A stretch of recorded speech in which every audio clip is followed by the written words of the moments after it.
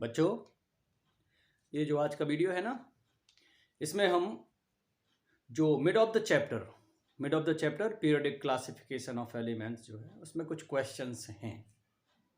उन क्वेश्चंस के answers describe कर रहे हैं, यानी कुछ प्रॉब्लम्स हैं, उनके सॉल्यूशंस हम डिस्क्राइब कर रहे हैं मिड ऑफ द चैप्टर।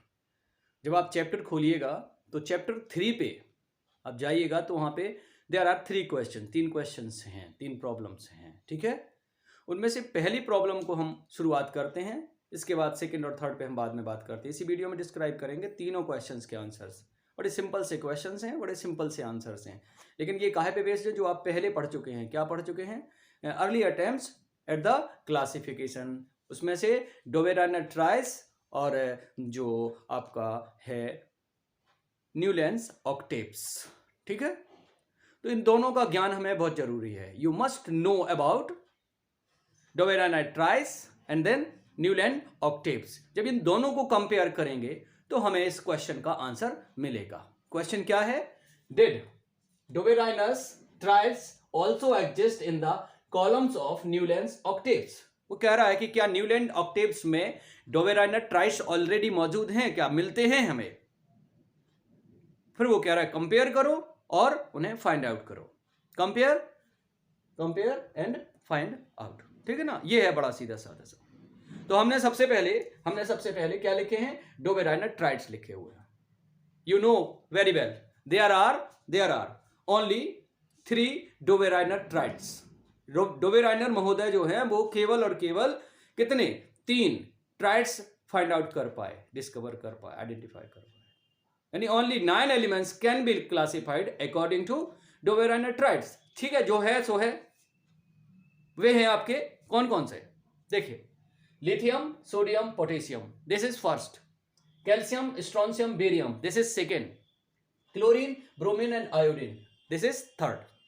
आपसे एक क्वेश्चन ये भी हो सकता है, विच आर डोवेराइनर ट्राइड्स? तो आप लिख देना है दीज आर डोवेराइनर ट्राइड्स। उसमें कुछ खास बात नहीं है। अब हम बात करते हैं किसकी? The columns of Newland octaves. हमने सारे कॉलम्स जितना उन्होंने बना के रखा था, जो आगे भी लिखे हैं इसमें से कुछ एलिमेंट्स को, लेकिन वे सब यूजलेस हो गए। यानी जो क्लासिफिकेशन अकॉर्डिंग टू ऑक्टेव्स जो है न्यूलैंड ऑक्टेव्स, इसके बारे में अगर हम बात करें तो ये यहां तक हाइड्रोजन से कैल्शियम तक, मींस ये अगर आप बात करें तो सिर्फ इतना ही क्लासिफिकेशन प्रॉपरली हमें मिला है। इसके बाद जो है ये डिस्टर्बेंस शुरू हो गया। इसके बाद जो लॉ है ऑक्टेव्स का उसको ये फॉलो नहीं करते, यानी क्रोमियम, टाइटेन एसेट्रा और टू कैल्शियम। ये है तो ये है आपके ट्राइड्स और ये हैं ऑक्टेव्स। अभी ऑक्टेव्स को एनालाइज करते हैं।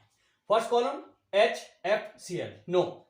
Second column lithium, sodium, potassium, you can get this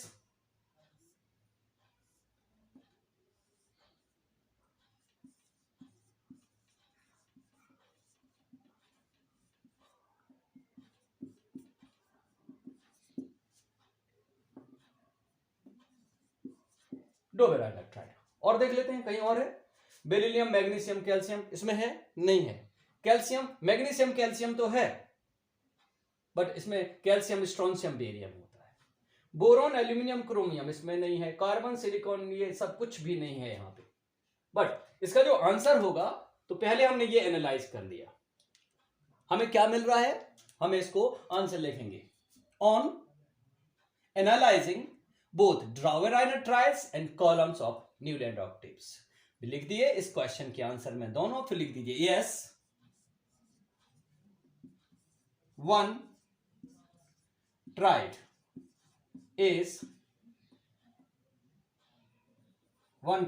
exists in the columns of Newland octaves. That is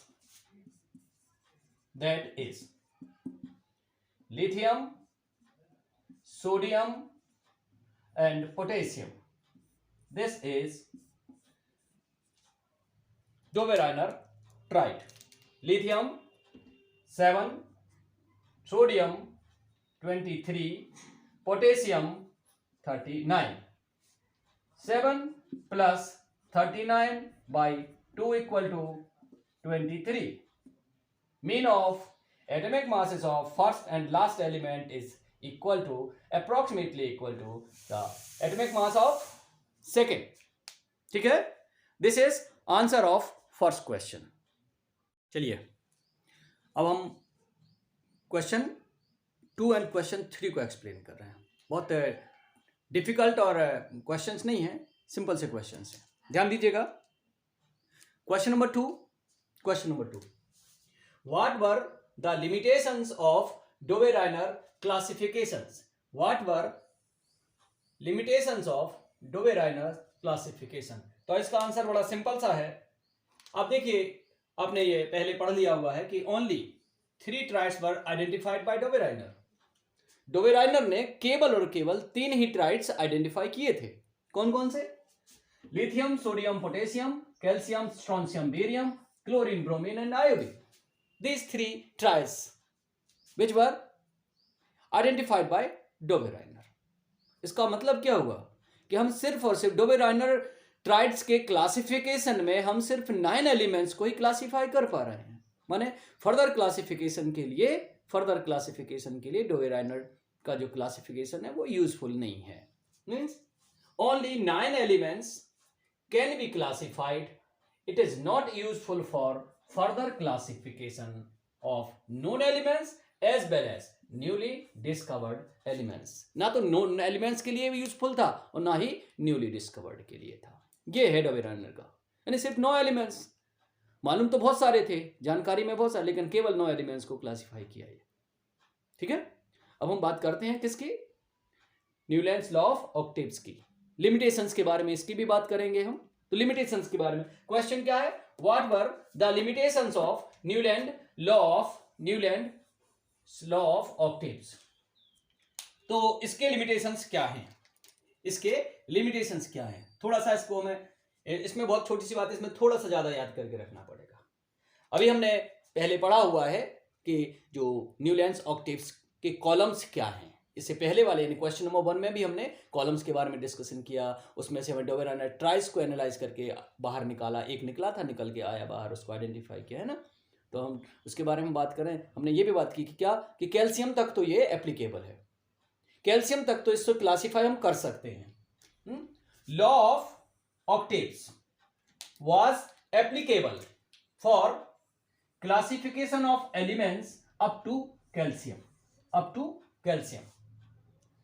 It was not applicable for further classification. एक बड़ा सीधा साधा लिमिटेशन है इसका कि फर्दर क्लासिफिकेशन के लिए ये यूजफुल नहीं है. ये up to calcium, hydrogen, lithium, beryllium, boron, carbon, nitrogen, है ना. इसके बाद ऑक्सीजन, फ्लोरीन और ये अप टू कैल्शियम, जो इतने एलिमेंट्स को ये प्रॉपरली क्लासिफाई करके बता जरूर रहा है, लेकिन आगे के क्लासिफिकेशन में, फर्दर क्लासिफिकेशन में ये फेल हो गया.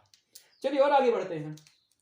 It was based on assumption of existence of 56 elements only. यानी जो न्यूलैंड के टाइम पे 56 एलिमेंट्स नोन थे, तो ये एजम्पशन था उनका यही कि 56 एलिमेंट्स को ध्यान में रखते हुए उन्होंने इसको क्लासिफाई किया, है ना. No more elements would be discovered in future. और उनका मतलब जो कॉन्सेप्ट लग रहा है, ऐसे लग रहा है जैसे कि ये सोच के बैठे हुए हैं कि इन फ्यूचर और एलिमेंट्स डिस्कवर नहीं होने हैं. यानी second limitation, it was based on the assumption of existence of only 56 elements and no more elements would be discovered in future. ये एक साइंटिस्ट की तो विचारधारा नहीं हो सकती ना ऐसी, लेकिन उन्होंने ऐसा सोचा. अब सोच नहीं पाया, उससे आगे. अब चलिए, और तीसरा, इन कॉलम्स ऑफ न्यूलैंड ऑक्टेव्स कुछ प्रॉब्लम्स हैं. कॉलम्स तो उन्होंने बनाए, क्लासिफिकेशन का तो उन्होंने प्रयास किया, लेकिन कुछ प्रॉब्लम्स हैं. क्या है? उनके कुछ स्लॉट्स में क्या हो गया, 2 एलिमेंट्स हैं.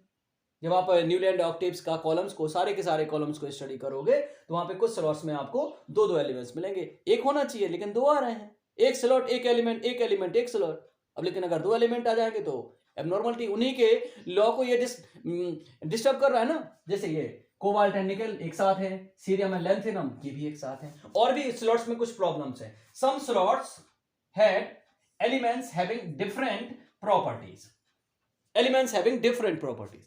अरे भाई क्या है law? Each eighth element show similar properties to first.